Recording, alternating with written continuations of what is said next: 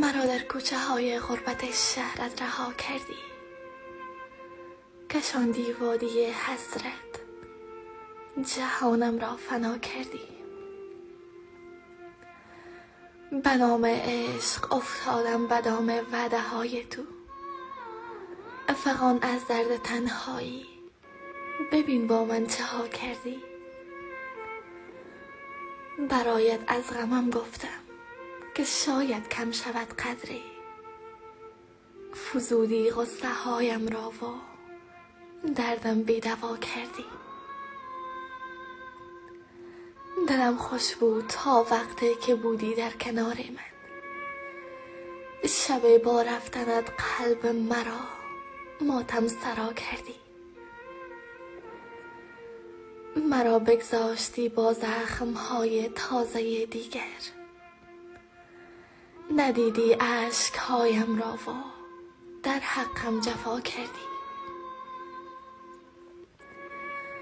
به پشتت آب پاشیدم که شاید بازگردی،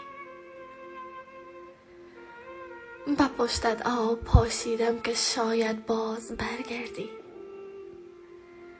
ولی رفتی و دستت را از دستانم جدا کردی.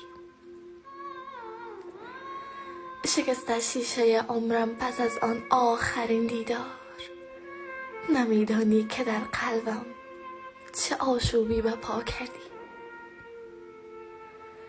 نشستم گوشه خلوت به یادت شعر می بافم،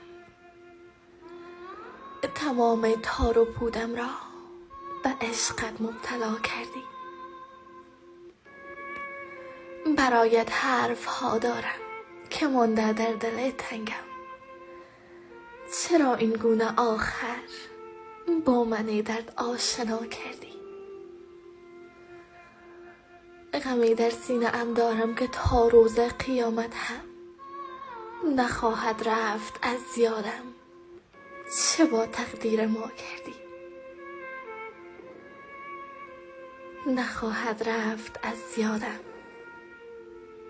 چه با تقدیر ما کردی.